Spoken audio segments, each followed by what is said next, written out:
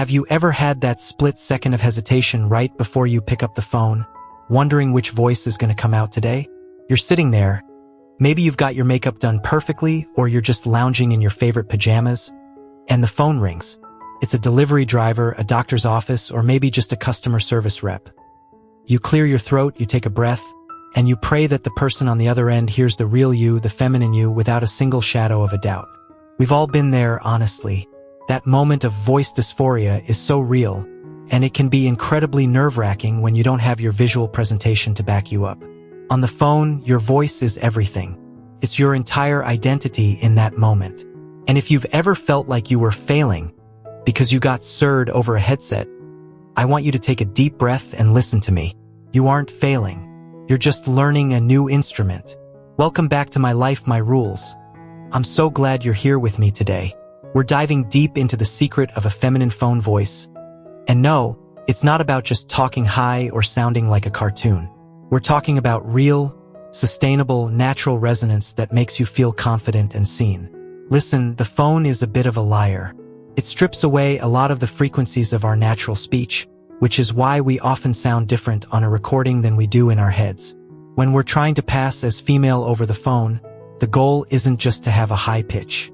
In fact, if you focus only on pitch, you might end up sounding a bit strained or, like you're trying too hard, which is exactly what we want to avoid. The real secret, the thing that actually changes how people perceive you, is resonance and weight. Think of your voice like a musical instrument. A cello and a violin can play the exact same note, right? But they sound completely different because of the size of the instrument. To get that feminine phone voice, we're basically trying to turn our cello into a violin. We're moving the sound from the chest up into the mouth and the throat. It sounds technical, I know, but stay with me here because once it clicks, it changes everything. One of the biggest mistakes we make is thinking we need to be breathy or whispery to sound feminine. While a little bit of airiness can help, overdoing it on the phone actually makes it harder for the person to hear you, and it can sound a bit forced. Instead, focus on brightening your words. Imagine the sound is bouncing off your front teeth rather than rumbling in your throat. You can practice this by saying ee or me and feeling where that vibration sits. It should feel forward, light, and almost sparkly. When you're on the phone, you want that brightness to lead the way. It's that customer service voice we all joke about, but with a genuine, personal touch. Here's a little trick I love. The smile technique. Sounds silly, but literally smiling while you talk on the phone changes the shape of your mouth. It lifts your cheeks, shortens the vocal tract slightly, and naturally brightens your tone. Plus, people can actually hear a smile. It makes you sound warmer, more approachable, and more feminine without you having to think too hard about the mechanics of it. Try it next time you're ordering pizza. Just a little grin while you say, "Hi, I'd like to place an order." And notice how much easier that higher resonance feels. It's like a little cheat code for your vocal cords. Now, let's talk about word choice and vocal melody. Women tend to have more inflection in their speech. We go up and down, we use more musical patterns, whereas masculine speech is often a bit more monotone and flat. On the phone, these melodic patterns are huge cues for the listener. Instead of just stating facts, try to let your voice flow a bit more. Use more adjectives, show a bit more emotion in your tone, and don't be afraid of those upspeaks at the end of a sentence if they feel natural to you. It's about softness, not weakness. You can be a total boss and still have a feminine lilt. It's all about that fluid movement between notes. Another big thing to remember is your vocal weight. This is basically how much buzz or heaviness is in your voice. Think about a giant bell versus a small handbell. Even if they hit the same note, the giant bell feels thick. We want to thin out that sound. A great way to practice this is the exercise. Start with a deep, chesty like you're eating something delicious.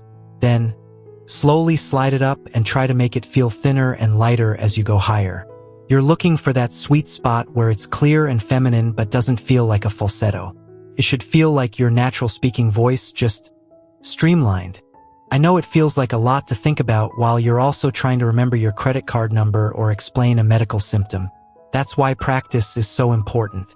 But don't practice in high-stakes situations.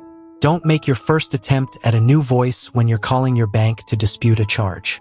Start small. Talk to your pets, talk to yourself in the shower, or use those automated check your balance lines where no real person is listening. Record yourself on your phone and play it back. I know, we all hate the sound of our own recorded voices. It's cringy for everyone, trust me. But it is the absolute best way to hear what the person on the other end is hearing. Listen for the resonance. Are you sounding buzzy in the chest? Are you losing your breathiness? Use those recordings as a map to find where you want to go. And listen, here is the most important thing I can tell you today. Confidence is half the battle. If you go into a phone call feeling like you're hiding or like you're tricking someone, that tension is going to show up in your throat. Your vocal cords are muscles, and when you're stressed, they tighten up, which actually drops your pitch and makes your voice sound harsher. Take a deep breath before you dial. Remind yourself that you belong in this conversation. You are a woman or a feminine person, and your voice is simply an extension of that truth. If someone misgenders you, try not to let it shatter your spirit. Sometimes people are just on autopilot. Just gently correct them or keep going with your feminine resonance. Most of the time, if you stay consistent, they'll correct themselves without you even saying a word. One of my favorite things to do when I was first starting out was to pick a voice role model. Not someone with a crazy high voice, but someone whose voice felt attainable and natural. Maybe it's a favorite YouTuber, an actress, or even a friend. Listen to how they pause, how they emphasize certain words, and how they handle transitions.